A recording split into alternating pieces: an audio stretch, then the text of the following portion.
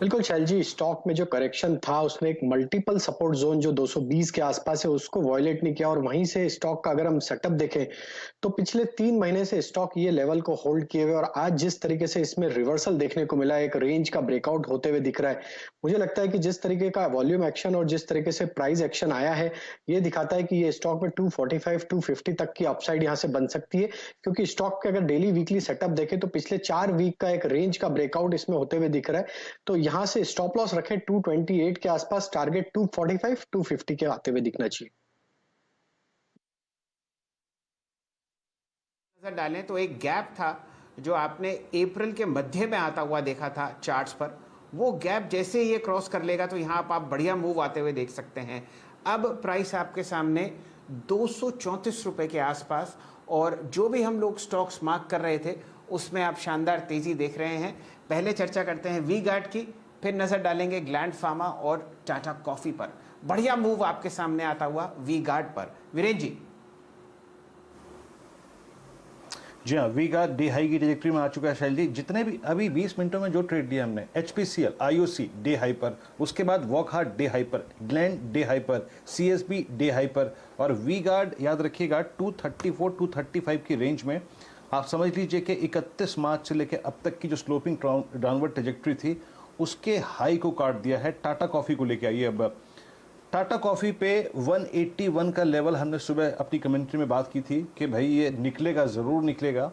और 181 क्या है? 181 आप समझ लीजिए कि इसका 11 मई का हाई है। और 181 के ऊपर क्या होगा? 181 के ऊपर एक टिपिकल फ्लैग का जो ब्रेकआउट है, याद रखिएगा, वो कंफर्म हो जाएगा। इस पूरे फेज में फ्लैग्स ने बहुत काम किया है, बहुत बुलिश पैटर्न होती है। पालवे साहब, आपकी राय, 181 looks possible on Tata coffee, और उसके बाद का प्राइस प्रोजेक्शन क्या कहता है आपका?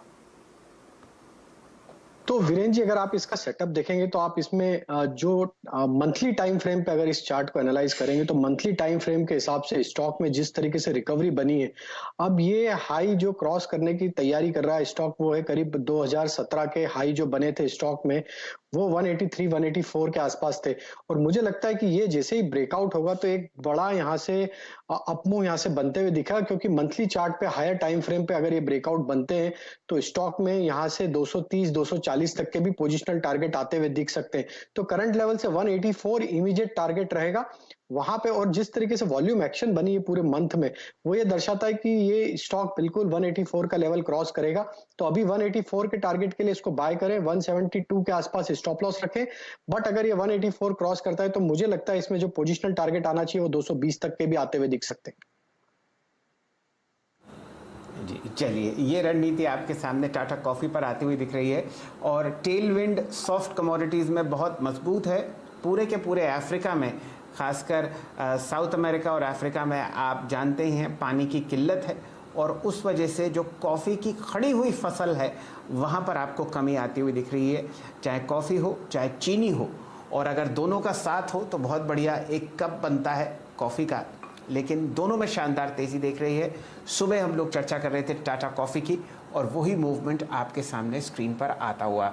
वीरेन जी, कुछ समय पहले हम लोगों ने ग्लैंड फार्मा की चर्चा करी थी। एक से एक बढ़िया यहाँ पर ब्लॉक डील्स होती हुई दिख रही हैं। 3437 का प्राइस मेरे सामने, और 75 लाख, 31 लाख, 15 लाख, 13 लाख, 47 लाख। बढ़िया मूव आपको ग्लैंड फार्मा पर आता हुआ दिख रहा है। और आप चर्चा कर रहे थे वॉकहार्ट फार्मा की, एक बहुत ही आराम से चलने वाला स्टॉक है। आपने वहां पर नजर डाली और देखिए क्या शानदार रैली आपके सामने वॉकहार्ट फार्मा पर आती हुई दिख रही है। ये काउंटर आपको ट्रेड करता हुआ दिखेगा। फिलहाल स्क्रीन पर 684 रुपए का मैंने प्राइस देखा था। जी हाँ, 681, और दिन का हाई 683। बहुत बढ़िया मूव। बताइए और क्या क्या पकड़ रहे हैं आप स्क्रीन पर?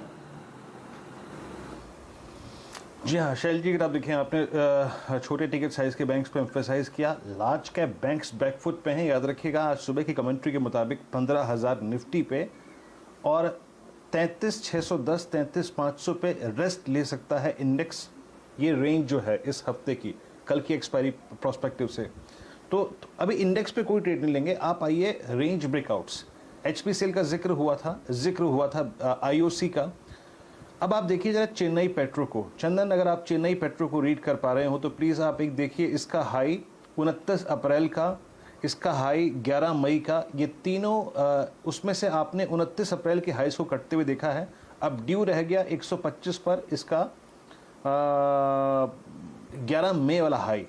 कैंडल अगर चार्ट देखें तो ऑलमोस्ट ये CY21 के ब्रेकआउट की तरफ इशारा कर रहा है। आपका टेक क्या होगा इस चार्ट पे, और कोई ट्रेड पिक करना चाहेंगे छोटी डिलीवरी पे? देखिए, जितने भी ऑयल पेट्रोलियम लिमिटेड कंपनीज हैं वहाँ पे सब में पॉजिटिव मूव देखने को मिल रहा है, चाहे एचपीबीपी की बात करें या फिर अब चेन्नई पेट्रो की बात करें। और प्राइस सेटअप काफी अच्छा हुआ है। यूजुअली काउंटर कम चलता है, बट जिस हिसाब से अब प्राइस सेटअप बना है वीकली डेली चार्ट पे, एक मेजर ब्रेकआउट कंसोलिडेशन के बाद बन रहा है। लग रहा है कि यहाँ पे 8-10% की रैली बनेगी। अब देखोगे 4 वीक पहले इसका हाई था लगभग 122, 10 वीक पहले हाई था 123। तो जिस हिसाब से 122-23 के जोन को अब डिसाइसिवली पार कर रहा है और आज एक परफेक्ट बुलिश कैंडल 117 के सपोर्ट से बना है, क्लियर इंडिकेट कर रहा है कि काउंटर में तेजी बननी चाहिए। तो यहाँ पे कम से कम 132.65 जो इस साल के हाईएस्ट लेवल है 15 जनवरी के आसपास के लेवल, वहां तक ये काउंटर टेस्ट करना चाहिए। तो जरूर खरीदारी की सलाह रहेगी। 120.50 का स्टॉप लॉस रहेगा। ऊपर में 132 तक के टारगेट चेन्नई पेट्रो में करंट लेवल से बन सकते हैं। ओके, याद रखिएगा यहाँ पर आज बहुत स्ट्रॉन्ग कैंडल क्रिएट कर रहा है चेन्नई पेट्रो। तो छोटी डिलीवरी पर अगर काम करना हो तो इस स्टॉक पे इस स्टॉप लॉस के साथ ध्यान दीजिएगा। प्लीज़ स्क्रीन पर स्टॉप लॉस जो टारगेट्स रखिएगा। चलते हैं कविता जी के पास। कविता जी, गुड आफ्टरनून, कार्यक्रम में स्वागत है आपका। आपका इस वक्त का ट्रेड एट 230 क्या रहेगा? किस चीज़ पर फोकस कर रही हैं आप इस वक्त? गुड आफ्टरनून वीरेन जी, गुड आफ्टरनून शैल जी। आरबीएल बैंक को आप देखें, आरबीएल बैंक का एक अच्छा पॉजिटिव स्ट्रेंथ आते हुए दिख रहा है और करीबन 1.5% ओआई गेन हुआ है। पिवट्स को क्रॉस करते हुए दिख रहा है। फिलहाल 200.60 के लेवल्स पे मुझे लग रहा है इसमें एक स्ट्रेंथ आते हुए दिखेगी।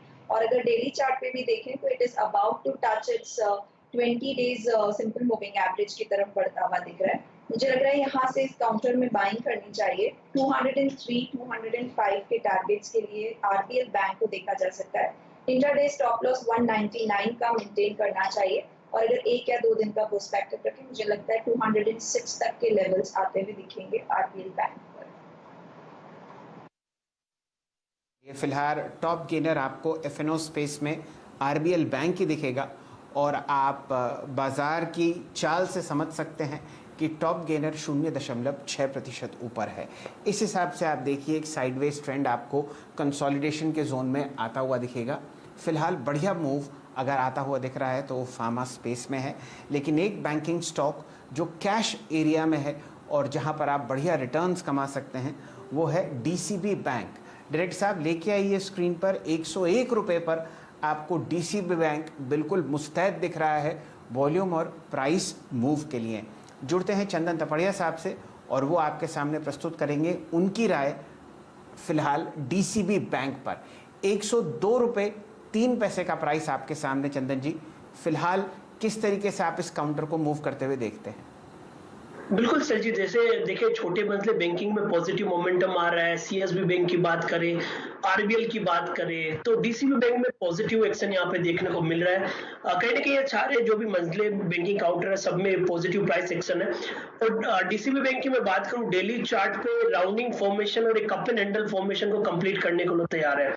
आप देखोगे रिसेंटली 104.85 का हाई बनाया, उसके बाद 95 तक करेक्ट हुआ और अब वापिस अब रिसेंट के हर्डल को पार करने को तैयार है। तो लॉजिकली यदि आप बात करें तो 104.85 के ऊपर 10 रुपए यानी कि 115 तक के अपसाइड बनने चाहिए। तो 10% 12% की रैली इस काउंट में बन सकती है। अभी लगभग 102 के आसपास है, लेना चाहिए। 99 का स्टॉप लॉस है। 110 115 तक के टारगेट इस काउंटर में बन सकते हैं।